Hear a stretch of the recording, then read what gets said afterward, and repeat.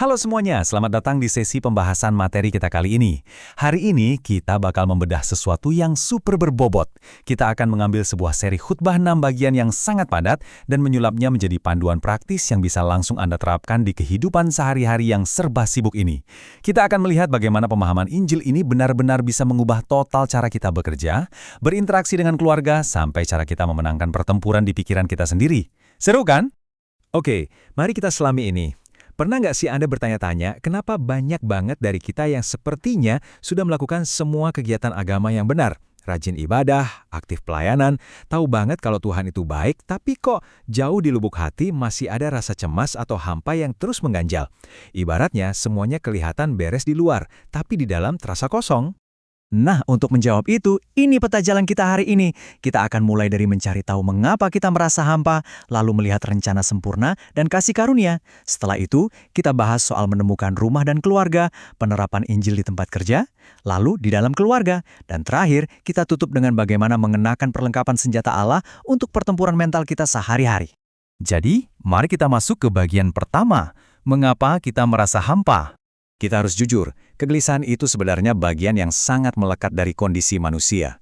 Seperti selalu ada yang kurang, sekeras apapun kita berusaha. Ada satu kutipan luar biasa dari Agustinus. Ya Tuhan, Engkau menciptakan kami untuk dirimu, dan hati kami gelisah sampai kami menemukan perhentian di dalam-Mu. Kutipan ini menggambarkan dengan sangat indah apa yang sering disebut oleh para filsuf sebagai ketidaknyamanan ontologis. Agak berat ya istilahnya, tapi intinya sederhana kok. Kita ini terus gelisah karena kita sibuk mencari rumah permanen di dunia yang pada dasarnya bukanlah rumah utama kita. Seringkali, kita itu kelelahan menggali apa yang diumpamakan sebagai kolam-kolam bocor. Bayangkan, Anda terus-terusan menimba air validasi duniawi, mengejar kesuksesan karir, atau sekedar cari pengakuan dari orang-orang sekitar. Airnya selalu habis kan? Kita merasa hampa justru karena kita menimba harga diri dari sumber yang salah. Padahal, ada yang namanya sumber air hidup dari karya Kristus, yang berjanji akan memuaskan dahaga jiwa kita secara permanen, tanpa kita harus terus-terusan membuktikan diri. Lanjut ke bagian kedua, rencana sempurna dan kasih karunia. Kita beralih dari masalahnya, langsung ke fondasi solusinya. Ngomong-ngomong soal kendali dalam hidup, kita sering banget terjebak di dua kutub ekstrim. Di satu sisi ada yang namanya fatalisme. Ini semacam sikap pasrah total, menyerah pada takdir sampai-sampai kita kehilangan semangat hidup. Tapi di sisi lain, ada libertarianisme. Ini kebalikannya, di mana kita merasa masa depan itu 100% ada di genggaman tangan kita sendiri.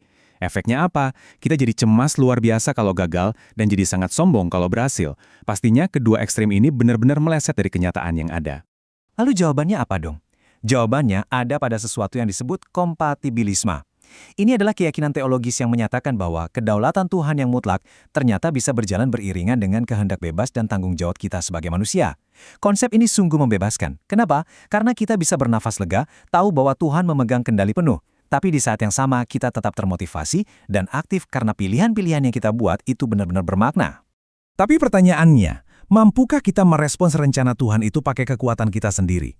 Coba bayangkan, HP Anda yang baterainya mati total. Secanggih apapun fiturnya, semahal apapun harganya, kalau nggak dicolok ke sumber daya dari luar, benda itu nggak bisa dipakai sama sekali kan? Sama persis dengan kondisi spiritual kita. Secara rohani, kita sama sekali tidak punya daya untuk menyelamatkan diri sendiri.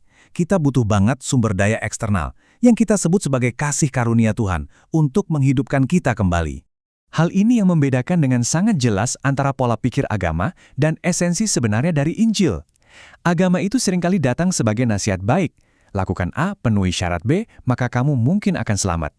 Semuanya bertumbuh pada pundak dan usaha manusia yang, sangat melelahkan. Sebaliknya, Injil itu adalah sebuah kabar baik. Keselamatan bukanlah gaji dari hasil keringat kita, melainkan murni anugerah dari pekerjaan yang sudah diselesaikan secara tuntas oleh Kristus. Sekarang kita masuk ke bagian ketiga, menemukan rumah dan keluarga. Mari kita lihat bagaimana kabar baik ini mengubah identitas kita. Nah, yang sangat menarik dari poin ini adalah sebuah cerita nyata tentang seorang anak yatim piatu yang diadopsi oleh keluarga yang sangat kaya dan menyayanginya. Walaupun statusnya sudah resmi jadi anak dan makanan di meja makan selalu melimpah ruah, anak ini masih saja sering ketahuan menyembunyikan sisa makanan di bawah tempat tidurnya. Kenapa? Karena trauma kelaparan di masa lalu. Pertanyaannya buat kita, jangan-jangan kita menjalani iman kita seperti anak itu? Sudah sah jadi anak Tuhan, tapi kesehariannya masih penuh ketakutan, kecemasan, dan seolah-olah kita ini yatim piatu yang harus berjuang sendirian di kerasnya dunia ini. Padahal, faktanya, kita sudah diberi identitas baru dalam 3 level keintiman yang luar biasa. Pertama, kita adalah warga kerajaan Allah. Lebih intim lagi, kita adalah anggota keluarga Allah. Dan yang paling dekat, kita diibaratkan sebagai batu-batu yang saling menyatu membentuk bangunan Bait Allah. Pesan utamanya jelas banget. Perjalanan iman ini bukan buat dilalui sendirian. Identitas sejati kita baru benar-benar terbentuk dan kuat saat kita terhubung di dalam sebuah komunitas. Lanjut ke bagian keempat, Injil di tempat kerja.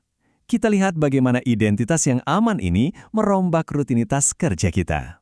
Coba dengarkan baik-baik kutipan super tajam dari Martin Luther ini. Beliau bilang, seorang ibu yang menyusui bayinya sedang melakukan pekerjaan lebih tinggi daripada semua doa para biarawan yang tidak dilakukan dengan sepenuh hati. Wah, ini benar-benar menghancurkan tembok buatan antara pekerjaan yang kita anggap sekuler dan rohani. Buat Tuhan, nggak ada pemisahan semacam itu. Pekerjaan duniawi paling sederhana sekalipun, entah itu mengurus rumah, menjadi kasir, atau menyusun laporan di kantor, sepenuhnya adalah panggilan ilahi yang suci kalau kita melakukannya dengan hati yang tulus. Disinilah perubahan pola pikir itu terjadi. Kalau selama ini Anda bekerja untuk mendapatkan pengakuan, validasi, dan supaya merasa diri berharga, tanpa sadar Anda sedang menjadikan diri Anda budak dari ekspektasi. Ujung-ujungnya pasti burnout. Tapi beda ceritanya kalau kita bekerja dari pengakuan. Karena kita sadar bahwa kita sudah diakui dan diterima penuh oleh Sang Pencipta, kita jadi punya kebebasan sejati.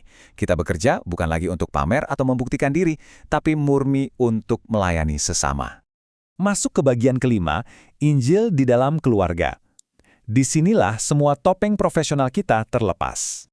Di dalam dinamika keluarga, apalagi soal mendidik anak, orang tua itu sering banget jatuh ke dalam 2 ekstrim yang muncul karena kurangnya pemahaman tentang anugerah. Sering disebut guilty parenting atau pengasuhan berbasis rasa bersalah. Ekstrim pertama itu over-discipline, di mana kita menghukum tanpa empati, bahkan mempermalukan anak semata-mata demi menjaga gengsi dan citra diri. Nah, ekstrim kedua adalah under-discipline. Ini kebalikannya, orang tua jadi terlalu membiarkan, sangat memanjakan, biasanya karena di dalam hati mereka takut ditolak atau nggak disukai oleh anaknya sendiri. Lantas, cara yang benar seperti apa? Disiplin yang sehat itu harus selalu berakar dari relasi. Jadi pertama, bangun kasih dan pengertiannya dulu. Disiplin itu bukan sekedar bikin anak nurut secara buta atau memoles kelakuan luarnya saja, tapi tentang membimbing hati mereka. Kalau langkah ini dilakukan dengan benar, hasilnya adalah kedewasaan rohani yang nyata. Kita membentuk anak-anak menjadi pribadi yang merdeka, yang bisa mandiri memilih mana yang benar. Dan akhirnya, kita sampai di bagian keenam, mengenakan perlengkapan senjata Allah. Ini bukan sesuatu yang mistis, melainkan aplikasi sehari-hari kita. Dan ini menggambarkan dengan sangat brilian bagaimana perlengkapan senjata Allah itu benar-benar menjadi pelindung untuk perasaan tidak mampu kita sehari-hari. Bayangkan begini, pas Anda lagi dikritik habis-habisan dan merasa nggak berharga, pakailah baju zirah keadilan. Ingat, nilai diri Anda ditentukan oleh kebenaran Tuhan, bukan omongan pedas orang lain. Saat Anda gagal mencapai target pekerjaan, kenakan ketopong keselamatan. Keselamatan dan masa depan Anda nggak hancur cuma karena satu performa buruk. Dan saat Anda merasa ditolak, angkat perisai iman tinggi-tinggi, penolakan manusia nggak akan menghancurkan Anda karena Anda sudah diterima 100% oleh pencipta Anda. Sebagai penutup dari sesi pembahasan ini, saya punya satu pertanyaan yang sangat mengusik tapi perlu kita renungkan bersama. Saat ini, apakah Anda sedang mati-matian memeras keringat fisik dan emosi untuk sekedar meraih kemenangan dan pengakuan dari dunia yang tidak pasti ini? Ataukah Anda sudah bisa melangkah tenang, beristirahat dalam kepastian, dan menjalani hidup Anda dari sebuah kemenangan luar biasa yang sebenarnya sudah diselesaikan untuk Anda? Jawaban dari pertanyaan ini benar-benar akan mengubah hidup Anda. Terima kasih sudah belajar bareng saya hari ini, dan sampai jumpa.